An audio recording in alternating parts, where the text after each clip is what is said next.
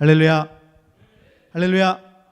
우리 옆에 있는 분들과 서로 문안하겠습니다. 주님의 이름으로 사랑하고 축복합니다. 우리 문안할까요? 네. 여기 자리에는 뭐 더러운 게 묻어 있나요? 여기 휑하네요. 오늘 이 자리가 휑하네요. 유독. 예, 깨끗한 자리입니다, 여러분. 예. 제가 오늘은 좀 이 아래에서 이렇게 무선 마이크를 들고 좀 말씀을 전하고 싶었어요. 굉장히 저도 낯선 환경인데 이게 왜냐하면은 본당에서 무선 마이크를 들고 말씀을 전하는 건 처음인 것 같아요. 제가 우리 교회 와서도 그렇고 4층에서 청년 예배 때는 이제 항상 이렇게 했었는데 그래도 오늘은 좀 더 가까운 데서 함께 좀 말씀을 나누고 좀 호흡하고 그러고 싶어서 제가 좀 오늘은 아래로 내려와 봤습니다. 성경을 보면은 첫사람 아담이 몇 살 살았는지 혹시 아십니까?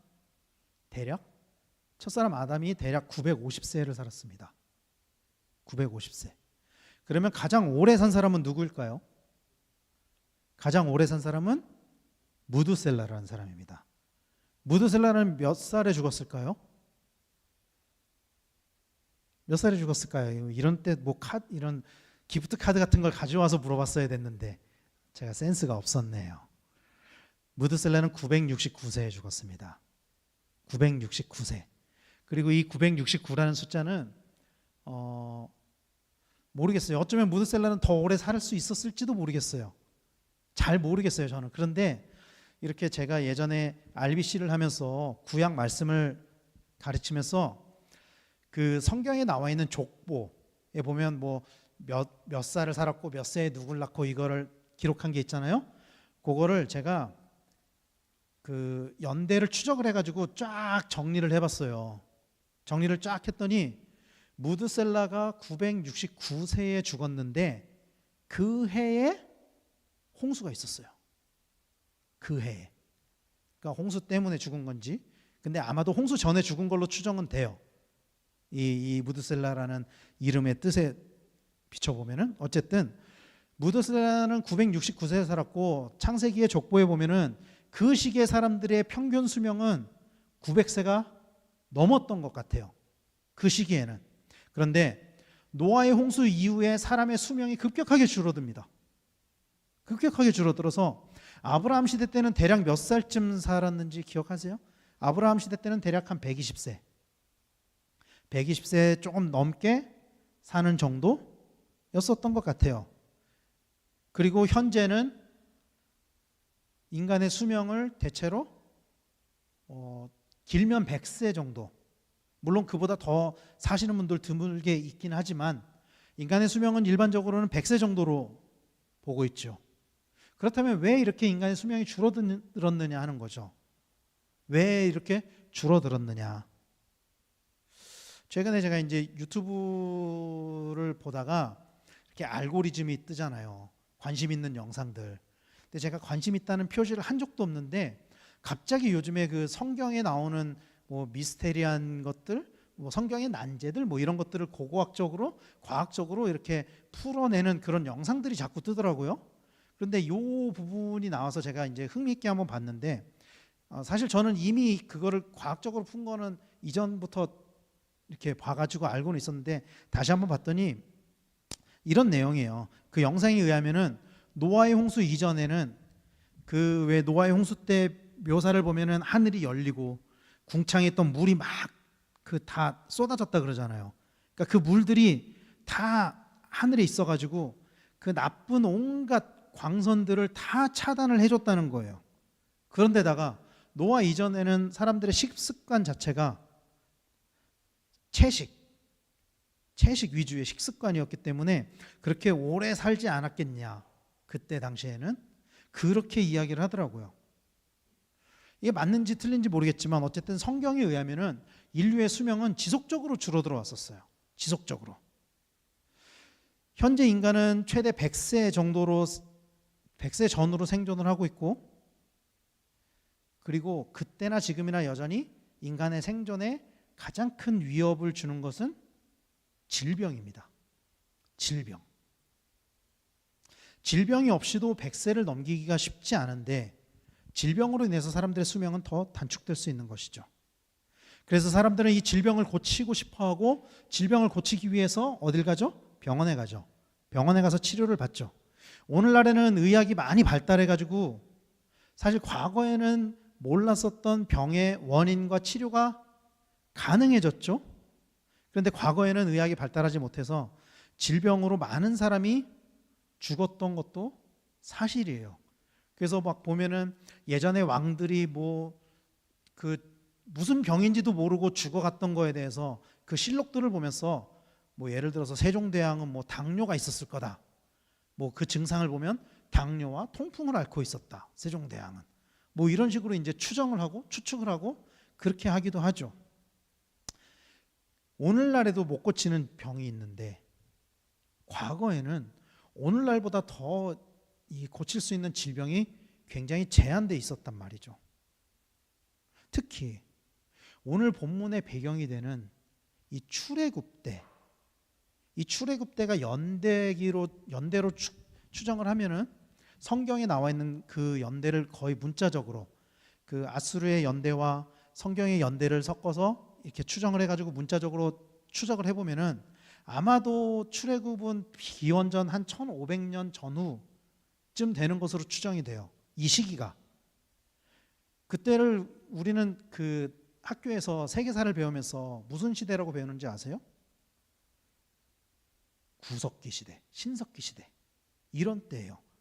아직 그 청동기가 들어오기 전에. 그러니까 돌칼, 돌도끼 이런 것들을 사용하던 시대였단 말이에요. 그 시기가.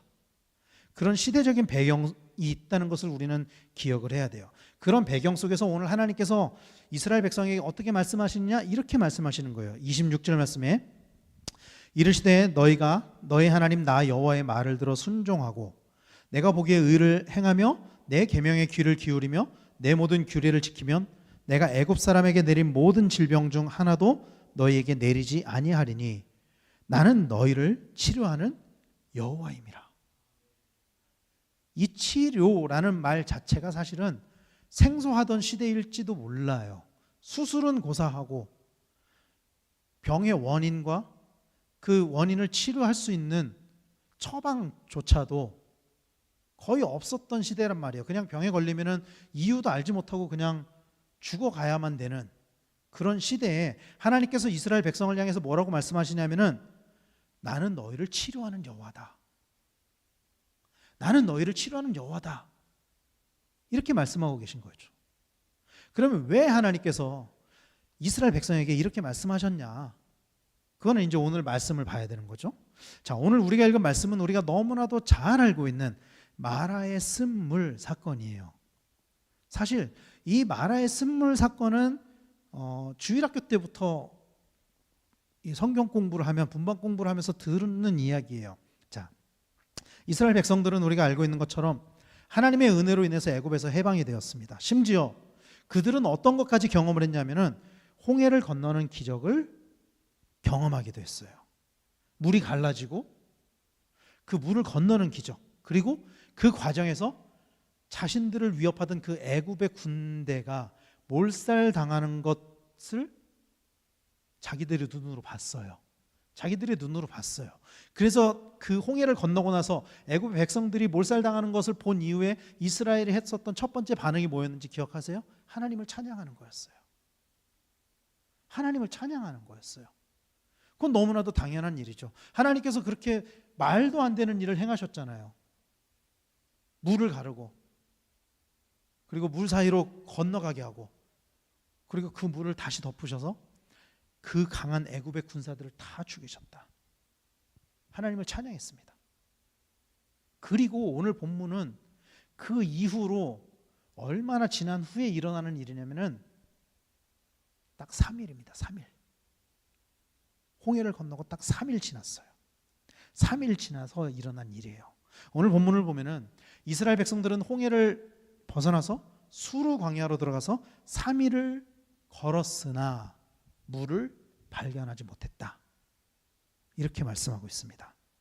그리고 물을 발견하지 못한 백성들은 하나님을 찬양하던 그 똑같은 사람이거든요.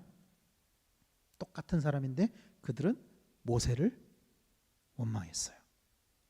오늘 보면 24절 말씀에 보면 백성이 모세에게 원망하여 이르되 우리가 무엇을 마실까 하며 원망하며 이르되 원망했대요. 여기서 원망으로 쓰여진 히브리어가 룬이라는 단어입니다. 룬. 근데 이 단어가 가지고 있는 의미는 중얼거리다, 밤새워 머물다. 그러니까 밤새도록 모세를 원망한 거예요. 사람들이 서로 이야기를 하면서 밤새도록.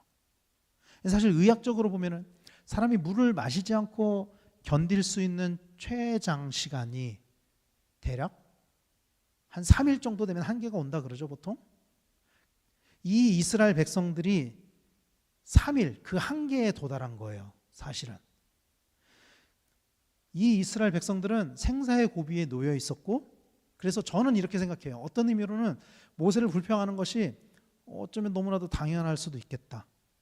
정말 죽음에 다다라는 상황 속에서 그들이 할 수 있는 것은 모세를 원망하는 것밖에 없지 않았을까? 그런데 그렇다고 해도 그들은 불과 며칠 전까지만 해도 어떤 것들을 경험했냐면요, 하나님이 애굽에 행한 10가지의 재앙을 봤습니다. 그들의 눈으로. 그리고 모세를 통해 하나님께서 그들을 출애굽시킨 것을 봤습니다.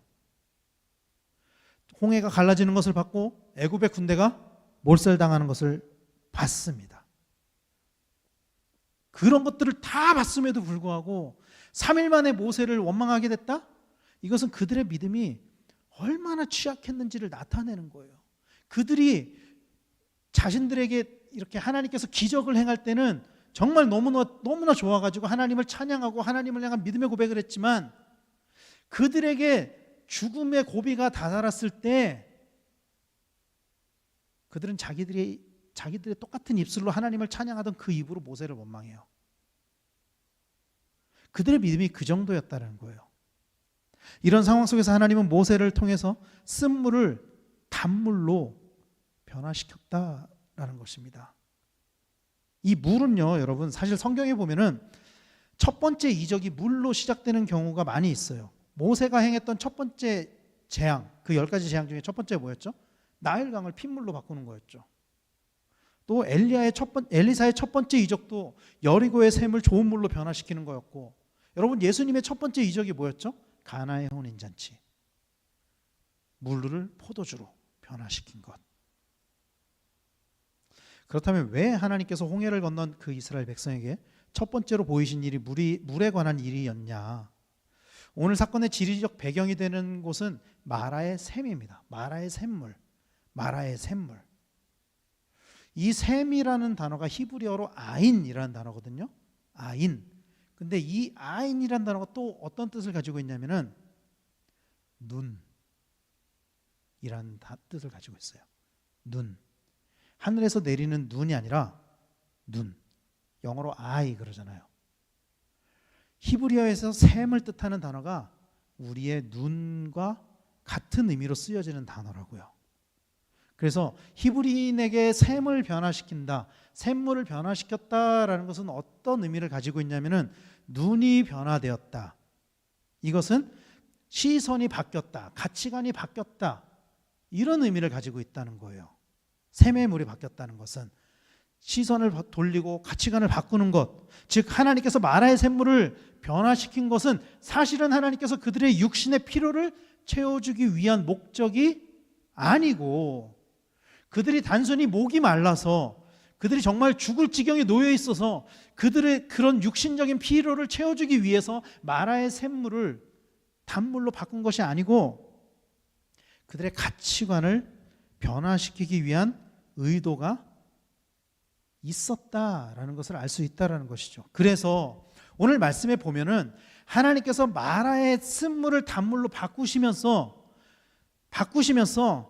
이스라엘 백성에게 처음으로, 그 출애굽 세대에게는 처음으로 법도와 율례를 주세요. 법도와 율례를 주세요. 25절 말씀입니다. 같이 읽겠습니다. 시작. 모세가 여호와께 부르짖었더니 여호와께서 그에게 한 나무를 가리키시니 그가 물에 던지니 물이 달게 되었더라. 거기서 여호와께서 그들을 위하여 법도와 율례를 정하시고 그들을 시험하실세라고 말씀하고 있습니다. 물이 달게 되자 하나님께서 그들에게 무엇을 주셨냐면은, 야, 물이 달게 됐어. 니네 그냥 잘 먹어.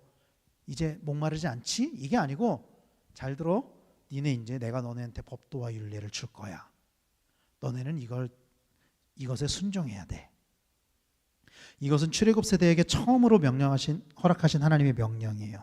그리고 이 법도와 율례를 주심에 있어서 그 목적, 이유를 뭐라고 말씀하고 있냐면은, 오늘 본문에 보면은 그들을 위하여라고 말씀하고 있어요. 그들을 위하여 법도와 율례를 주셨다. 사랑하는 성도 여러분, 우리에게 주어진 그 하나님의 명령이, 법도가, 하나님의 말씀이 하나님을 위한 것이 아니고 우리를 위한 것이다 라는 말씀이에요. 이것은 그 증거가 바로 물을 변화시킨 도구로 나무를 사용했다라는 것입니다. 죽음을 생명으로 변화시키는데 나무를 사용했다라는 것은 창세기와 요한계시록에 나오는 생명나무를 연상하게 하는 말씀이에요. 또 이것은 예수님께서 매달리신 나무 십자가를 의미하기도 하죠.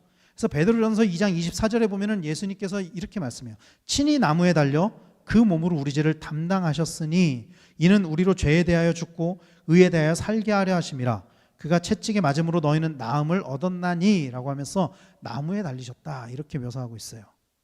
하나님께서는 이스라엘 백성들을 살리시기 위해, 그들을 하나님의 백성으로 삼기 위해 나무를 이용해서 쓴물을 단물로 바꾸시고, 또 이제 그들에게 율례와 법도를 주셨다라는 겁니다. 이 모든 것은 누구를 위한 것이라고요? 그들을 위해, 이스라엘 백성을 위해, 그리고 오늘 나를 위해. 사랑하는 성도 여러분, 하나님의 말씀은 전적으로 우리를 위한 것입니다. 그것을 지키는 것이 때로는 우리에게 불편을 가져다 줄지도 몰라요.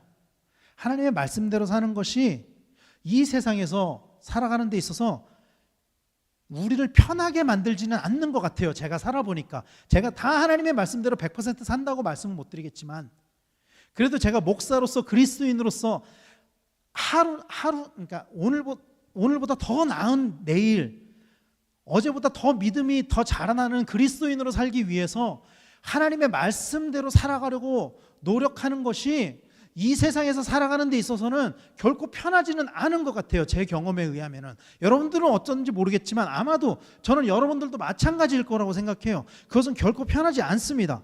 불편합니다. 그러나 그럼에도 불구하고 우리는 하나님의 말씀에 순종해야만 합니다. 믿으시길 바랍니다. 순종해야만 합니다. 왜냐하면 그것이 우리를 위한 것이기 때문이에요. 그것이 우리를 위한 것이기 때문입니다.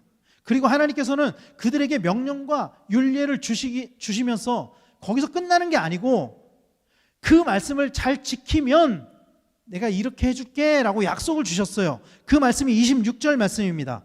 같이 읽겠습니다. 시작. 이르시되 너희가 너희 하나님 나 여호와의 말을 들어 순종하고 내가 보기에 의를 행하며 내 계명에 귀를 기울이며 내 모든 규례를 지키면 내가 애굽 사람에게 내린 모든 질병 중 하나도 너희에게 내리지 아니하리니 나는 너희를 치료하는 여호와임이라 말씀하고 있어요. 하나님께서 어떤 약속을 내리셨냐면은 애굽 사람에게 내린 질병 중 하나도 내리지 않겠다, 그렇게 약속을 하세요.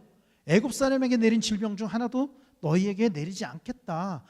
이게 여러분 생각해 보세요. 하나님께서 뭐라고 말씀하셨냐면 마지막에 나는 너희를 치료하는 여호와임이라 그렇게 말씀하셨잖아요.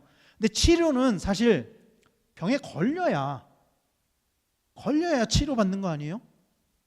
그런데 하나님께서는 그보다 더 높은 단계에서 이스라엘 백성을 치료하고 있는 거예요. 치유하고 있는 거예요. 아예 너네 병 안 걸리게 해줄게. 하나님의 약속은 이거예요. 너희를 치료해 줄게가 아니고 그보다 앞서 너희가 병에 걸리지 않게 해줄게. 그러면 이 애굽 사람들이 걸리는 질병이 뭐냐? 신명기 28장 27절에는 이렇게 말씀합니다. 여호와께서 애굽의 종기와 치질과 괴혈병과 피부병으로 너를 치시리니 내가 치유받지 못할 것이며, 이 애굽의 질병들을 이렇게 정의하고 있어요. 그리고 이런 질병들이 오는 이유는 대부분 레위기 11장에 명하신 그 부정한 것들을 먹음으로 일어나는 일들인 거예요. 결국 성경은 우리에게 질병이 오는 가장 중요한 이유를 어디에서 찾고 있냐면은 하나님의 명령에 불순종한 것. 그것을 우리는 한 글자로 뭐라고 이야기하죠? 죄. 하나님의 말씀, 하나님의 명령과 규례를 지키지 않을 때 우리에게 질병이 찾아오게 되었다. 성경은 그렇게 말씀하고 있는 거예요. 적어도 이 사건에서 하나님께서는 이렇게 말씀하고 있는 거예요. 반대로 이야기하면은, 이것을 뒤집어서 이야기하면 죄의 문제를 다스릴 수 있는 하나님만이 모든 질병을 고치실 수 있으시다, 이런 뜻이 되기도 하는 거예요. 이거는 이 죄로 인해서 일어난 죄로 인해서 파생된 그 모든 것들을 하나님만이 고칠 수 있다는 거예요. 하나님만이 해결하실 수 있다라는 거예요. 그래서 하나님께서 자기 자신을 이렇게 말씀하시는 거예요. 26절 마지막 부분에 나는 너희를 치료하는 여호와임이라. 아멘. 치료하는 여호와다, 이렇게 말씀하시는 거예요. 그래서 우리는 치료하시는 그 하나님의 속성을 뭐라고 이야기하죠? 여호와 라파. 여호와 라파. 이 라파라는 히브리어의 뜻은 의사라는 뜻이에요. 의사. 하나님은 모든 질병을 고칠 수 있는 분이십니다. 그래서 성경은 질병의 치유에 관하여 이렇게 말씀하고 있습니다. 시편 103편 2절 3절 말씀에 내 영혼아 여호와를 송축하며 그의 모든 은택을 잊지 말지어다. 그가 내 모든 죄악을 사하시며 내 모든 병을 고치시며 라고 말씀하고 있습니다. 죄사함도 하나님으로 인해서 해결받을 수 있고요, 병 고침도 하나님으로 인해서 받을 수 있다라고 성경은 말씀하고 있는 거예요.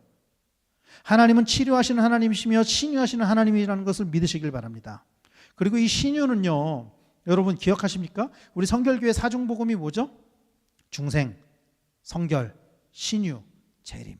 이 성결교회 사중복음 안에도 들어가 있어요.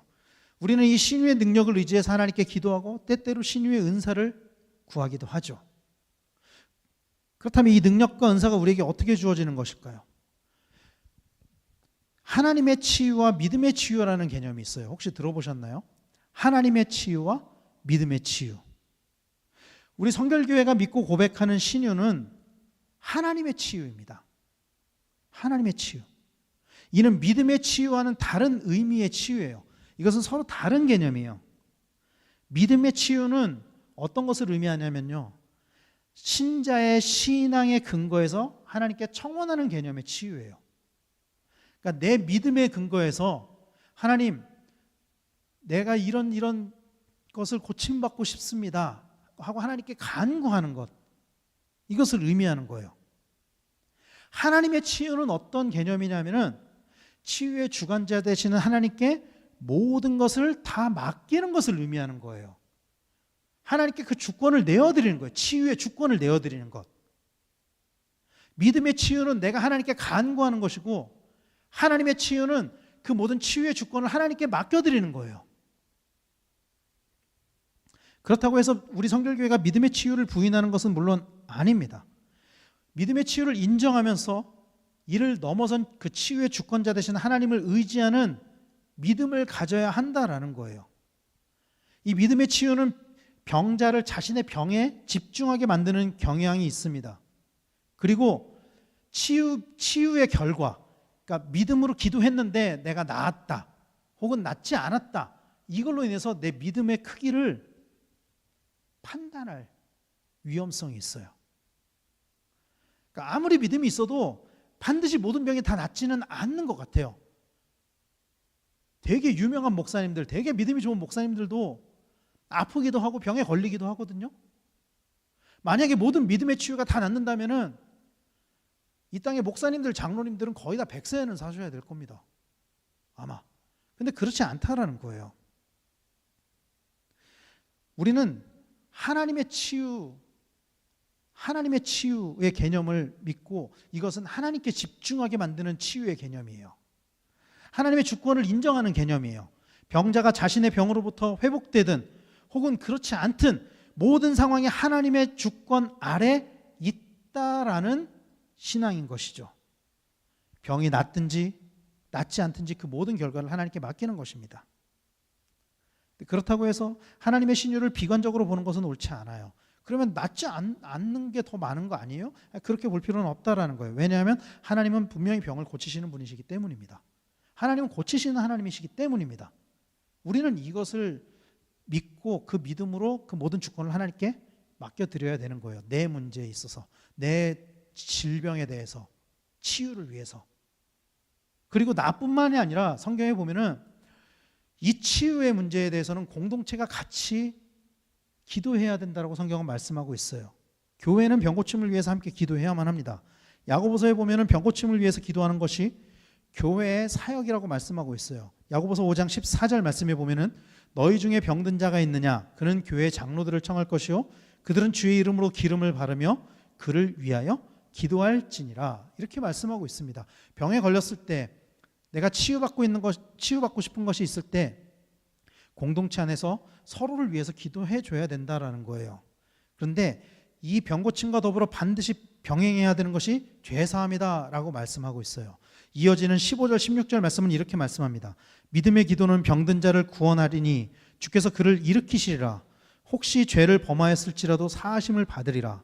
그러므로 너희 죄를 서로 고백하며 병이 낫기를 위하여 서로 기도하라. 의인의 간구는 역사하는 힘이 큼이니라. 여기서 보면 너희 죄를 서로 고백하며 병이 낫기를 위하여 기도하라.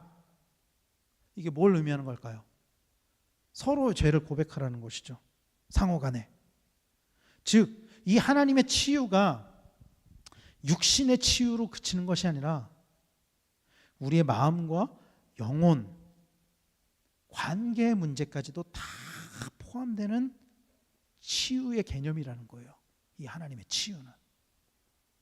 서로가 서로에게 죄를 지었을 때라도 서로 고백하면서 하나님께 기도할 때 하나님은 몸과 마음을 다 치유할 수 있는 분이시라는 것을 믿으시기를 축원합니다. 그리고 그 치유의 궁극적인 목적은 결국은 우리를 구원하는 거예요. 결국에는 우리를 구원하시기 위해서 하나님은 치유하시는 거예요. 하나님은 우리의 육체에 관해서 깊은 관심을 가지고 계십니다. 왜냐하면 하나님께서는 자기의 형상을 따라서 인간을 창조하셨기 때문이에요. 그렇게 창조된 사람은 영혼과 육체로 구성되어 있습니다. 창세기 1장 27절에 보면은 하나님이 자기 형상, 곧 하나님의 형상대로 사람을 창조하시되 라고 말씀하고 있고 2장 7절 말씀에 보면은 여호와 하나님이 땅의 흙으로 사람을 지으시고 생기를 그 코에 불어넣으시니 사람이 생명이 되니라 라고 말씀하고 있습니다. 이 말씀은 하나님의 구원에는 우리의 육체와 영혼 모든 것이 다 포함되어 있다라는 거예요. 영혼만 구원하는 것이 아니라 하나님께서는 우리의 육체까지도 구원하기를 원하신다라는 것입니다. 성경에 의하면은 영생하도록 지음받은 우리는 범죄의 결과로 인해서 사망과 질병 아래 놓이게 되었어요.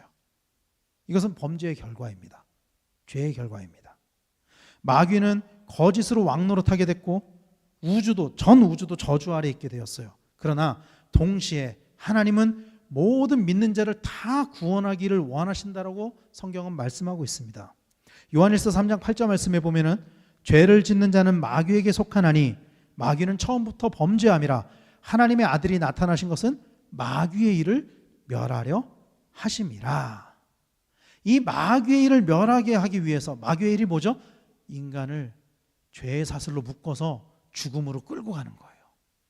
이게 마귀가 하는 일입니다.